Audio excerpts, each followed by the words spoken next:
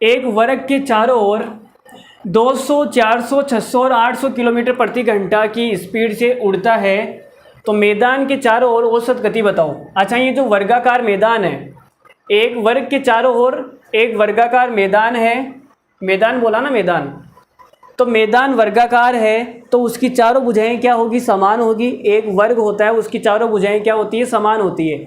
इसका मतलब क्या है कि जो डिस्टेंस है वो क्या है, समान है। जैसे यहाँ पे मैंने एक वर्ग बनाया, लो जी एक वर्ग बना दिया, ठीक है, ये वर्गाकार मैदान है। ये पहले जाएगा 200 किलोमीटर प्रति घंटा की स्पीड से,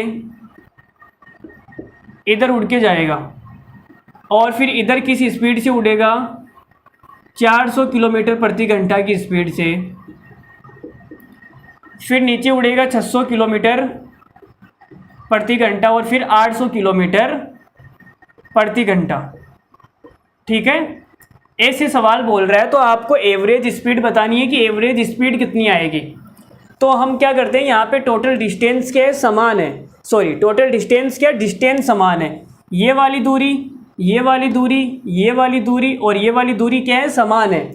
और जब डिस्टेंस सेम होती है तब हम उसे अपनी मर्जी से कुछ भी मान लेते हैं।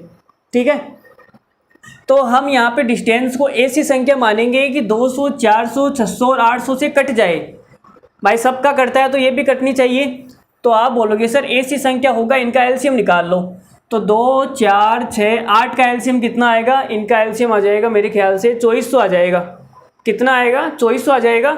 तो हमने डिस्टेंस को मान लिया 2400, ये वाली डिस्टेंस हो गई 2400, ये भी 2400 किलोमीटर, ये भी 2400 किलोमीटर, ये भी 2400 किलोमीटर। अब हमें एवरेज स्पीड निकालनी है, तो एवरेज स्पीड का जो फॉर्मूला होता है वो क्या होता है, total distance upon total time. तो टोटल डिस्टेंस कितनी है, 2400, 2400, 2400, 2400, कितनी हो गई, 9600, 9600, ये आ गई टोटल डिस्टेंस। अब निकालना है टोटल टाइम। तो यहाँ पे देखो 1 घंटे के अंदर 200 किलोमीटर चलता है, तो 2400 किलोमीटर चलने के लिए कितना टाइम लगेगा, आप बोलोगे सर 12 घंटे।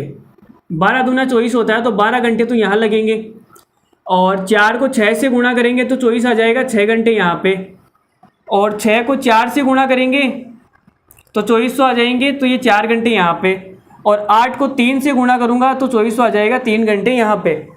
तो टोटल टाइम कितना हो गया, 12 और 6 18, 18 और 4, 18 और 4 हो जाएगा 22, 22 और 3 25। तो इस भाई साहब को 25 घंटे लगेंगे। तो एवरेज स्पीड कितनी आ जाएगी, तो देखो 25 से कम 25, 25 चौक 100, तो ये आ जाएगा 96 गुणा 4, कितना आएगा ये आ जाएगा 384 किलोमीटर प्रति घंटा। सही लिखा है ना भाई, सही तो लिखा है, 384 आएगा, ऑप्शन नंबर ए हमारा क्या है, करेक्ट आंसर है। तो ये सवाल भी बहुत लल्लू था, कुछ था नहीं सवाल के अंदर, एकदम बेकार सवाल था।